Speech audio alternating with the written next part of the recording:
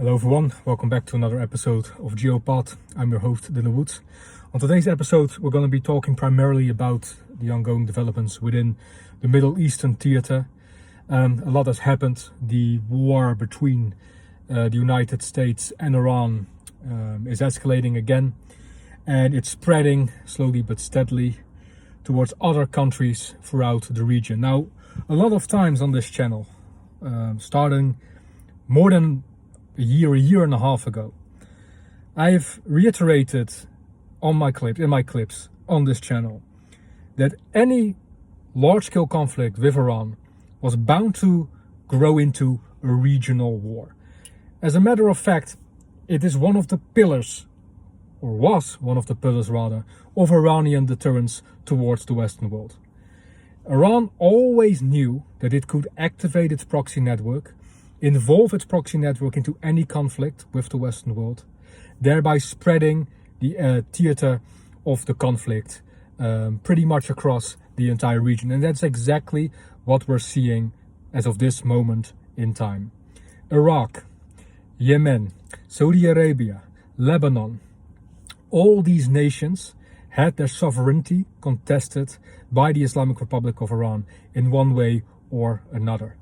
What we're seeing now is Iran trying to rally its proxy network to such an extent that the cost for the United States and its allies will be so high that it will be more fruitful for them to cease operations altogether, allowing Iran to enjoy the accomplishment and the achievement rather of their strategic objectives. So let's break this down country by country. Let's talk about the situation in Iraq first. Now, the Iraqi government has called upon the Iranian-backed militias to disarm, an endeavor that, as of this moment in time, is going slowly but steadily. Now, here is the thing to remember. The weapons that have been brought over to the Iraqi government are small arms, outdated weapon systems, impractical weapon systems, and in most instances, inoperational weapon systems. Whereas the bulk of the heavy weapon platforms still remain in the arms of these Iranian-backed militias. The Iranian-backed militias, at the very least the vast majority of them and the most powerful among them, have no sincere interest in disarming. Why? Because it takes away from their long-term objectives, which is ousting the United States from the Middle Eastern theater altogether and waging a sacred jihad against the Jewish state of Israel. So they're not going to disarm. At the very least, they're not going to hand over those weapon systems that would make a difference within any war or conflict. Now, what we're seeing now is these Iranian militias being activated to target Gulf countries, to target US bases all throughout the region, to present Iran with a higher degree of plausible deniability, and to open a second front as to take attention away from the Islamic Republic and the Islamic Revolutionary Guard Corps.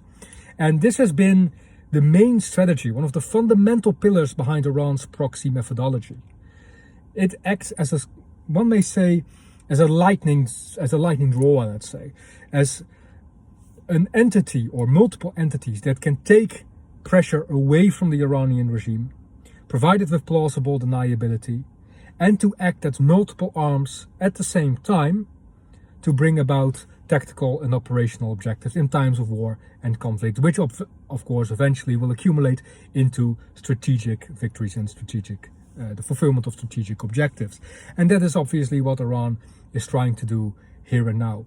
Now, the Houthis in Yemen have recently started to attack US bases as well as Saudi Arabian targets from Iraqi territory. Now, that stands as quite a development. The Houthis are normally located within the Arabian Peninsula, within Yemen, the country of their origin. So now that they're opening a second front in Iraq from which they can attack, it obviously shows that we're talking about an armed group that has been allowed to expand, that has been allowed to develop its military capacity and abilities, and is now posing a significant threat, not just to countries within the region, but once again to global economic prosperity and strategic waterways, the Bab el-Mandeb Strait in particular. So what we're having here is a sort of small-scale Iran that adheres to quite the same methodology as Iran. Big emphasis on naval warfare, or asymmetrical naval warfare rather. Area Danal, asymmetrical tactics targeting conventionally superior navies, such as the United States Navy and the Navy of the Gulf states. Whilst relying on a vast drone, missile and rocket arsenal from which it can initiate long-range strike campaigns. Pretty much exactly the same as the Iranians are doing and have been doing for this year and during their campaigns in years prior. So the Houthis, many people consider them not part of Iran's proxy network. I consider them to be part of Iran's proxy network. I'll give you one better. I consider them to be the most powerful proxy of Iran that Iran currently has at its disposal. Now, why then, some people might wonder, why then do the Iranians seem to be more interested in bolstering Hezbollah, in allowing Hezbollah to survive, rather than doubling down on their support for the Houthis? Well, both things are occurring simultaneously, I might add. The Iranians, Islamic Revolutionary Guard Corps, is still sponsoring, is still supporting the Houthis in Yemen and their operation across the Middle Eastern theater, as they're trying to bolster Hezbollah and its chances to survive the trilateral framework between the United States, Lebanese government and Israel.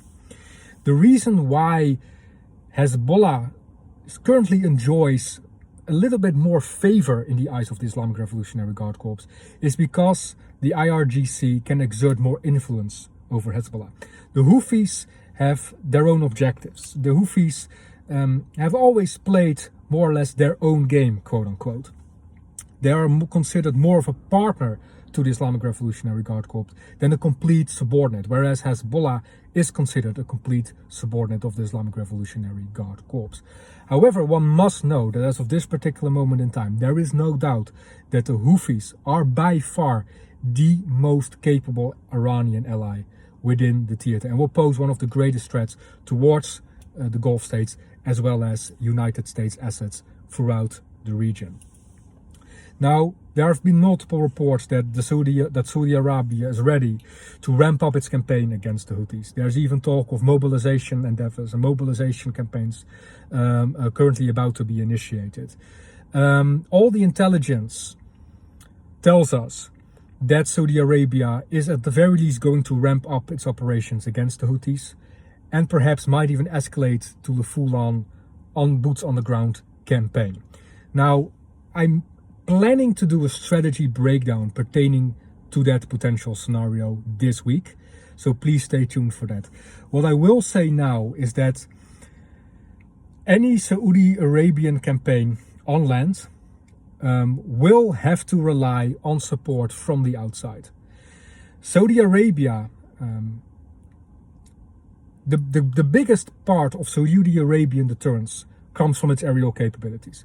The Saudi Air Force is by far its tip of the spear, the cherry of its military capacity, of its armed forces, let's say. It does have a navy, it does have quite the modern navy, however it's quite small and it packs a significantly weaker punch than its air force. And the same counts for the Saudi army. Only 75,000 personnel currently serve within the Saudi army. Yes, the Saudi army have over 1,000 active combat tanks. However, if you cannot back them up by massive squadrons to take on a persistent and prolongated boots on the ground campaign, 75,000 is a bit short, especially if you're at the same time having to deal with Iranian aggression and the aggression of Iranian proxies throughout the region. So what we're seeing here is an escalation that was inevitable. If one is serious about taking out the Ayatollah regime, or at the very least mitigate their capacity to exert their influence and to pose a threat to Middle Eastern countries on the mid to long term, you have to be prepared for a prolongated war of attrition that might span across various theaters, including various nations. That was always going to be the case. And if both the United States and the Gulf countries have failed to plan for this, that's a grave strategic error on their part, because the rhetoric, the doctrine, the strategies, the methodologies were all there on the Iranian side. that brings us to Lebanon. I want to talk about Lebanon for a little bit, where Hezbollah still refuses to disarm. The Lebanese armed forces have entered, I believe, one, perhaps two pilot zones as of this moment in time. But there still seems to be a little bit of uncertainty pertaining what each party is expected to do. The IDF, I believe it was yesterday or perhaps even 2 days ago, dismantled a massive tunnel network around Nabatea. And the reason why came after Hezbollah launched multiple drone attacks from that area, where currently approximately 30 Hezbollah fighters are still active, buried underground within said tunnel network. So the Israelis demolished it. They had planned that operation for weeks, by the way. However, the Lebanese armed forces are a bit disgruntled about that fact, given the fact that they had now entered the pilot zones and they were expected to take over the disarmament of Hezbollah and making sure that Hezbollah no longer poses a threat, both to Lebanon as well as northern Israeli communities. Now, why is there this uncertainty? Well, it mostly has to do with an Israeli distrust, to put it lightly. There is a consensus among Israeli officials and Israeli military commanders that the Lebanese armed forces, as of this moment in time, is simply incapable of effectively disarming Hezbollah. And they're not necessarily wrong about that. Like I've said before on this channel, Hezbollah for decades on hand has been the most powerful entity within Lebanon, the most powerful entity politically, the most powerful entity to a certain extent economically, and the most powerful entity certainly rhetorically, and the most powerful entity militarily. So yes, the group suffered heavy blows, especially in fall 2024 in the wake of Israel's devastating intelligence operations and the highly efficient armed campaign that occurred as a consequence thereof. However, they're still battle capable and they're battle ready. They've adapted quite significantly, relying significantly more on the use of FPV drones, especially ones equipped with fiber optics, making them incredibly difficult for Israeli armed forces to intercept them, let alone Lebanese armed forces. So as Israel is trying to figure out this new problem and is trying to present concrete answers to them, it is very hesitant to allow the Lebanese armed forces to fully take the reins at this moment in time. However, in the trilateral framework, the Lebanese armed forces are expected to do just that. So rather than bickering back and forth about who does what I would like to see is more cooperation, more intercommunication between the Lebanese armed forces and the IDF. Because at the end of the day, if we're truly serious about disarming Hezbollah on the midterm to long term, these two sides need to cooperate. The LAF isn't going to do it by itself. Israel isn't going to do it by itself. It needs indigenous support in order to do that, albeit purely for political and rhetorical reasons. So that's the current situation within the Middle Eastern enclave. Now, the region is on fire, as many analysts rightly point out. However, that is not a reason to back down. The threat that Iran poses to regional stability and by extent global stability will only increase if it is allowed to achieve its strategic objectives. Its strategic objectives being enjoying full control, full management over the Strait of Hormuz, deterring the United States and Gulf countries, the Gulf allies, from waging military operations or engaging in any military activity against Iran, and enjoying more economic leeway as a result of tolls and fees it can extract from the Strait of Hormuz, which they can then use to bolster its drone and ballistic missile programs, as well as continue to sponsor and expand the proxies across the region. Now, like I said before, there will be a strategy breakdown pertaining to the Saudi Arabian Houthi conflict. I might also do a strategy breakdown particularly geared towards the situation in Iraq, because it's a very delicate and very intricate situation that not a lot of people understand fully. So I might do a strategy breakdown about that topic as well. As far as the other theaters, the Ukrainian theater, the Pacific theater, there currently isn't really much more to tell. About Ukraine, I will say that obviously, I believe it was a KH-101 cruise missile that struck Poland a couple days ago.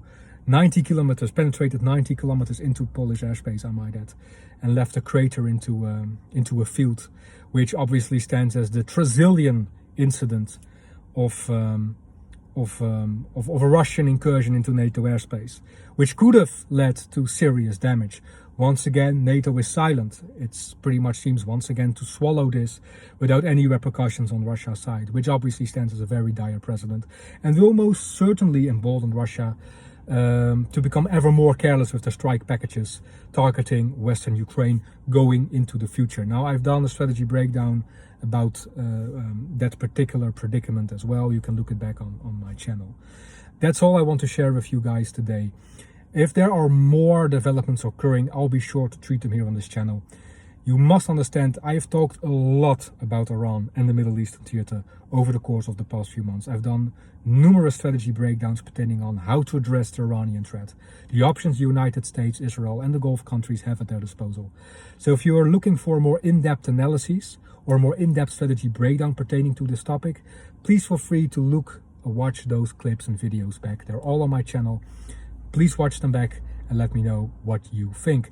This is all I want to share with you guys today. Thank you very much for taking the time to watch my content. Please leave a like, leave a comment in the comment section down below. If you want to reach out to me, do it on one of my social media platforms, and I aim to get back at you as swiftly as possible. Once again, thank you very much, and I wish you all a blessed day.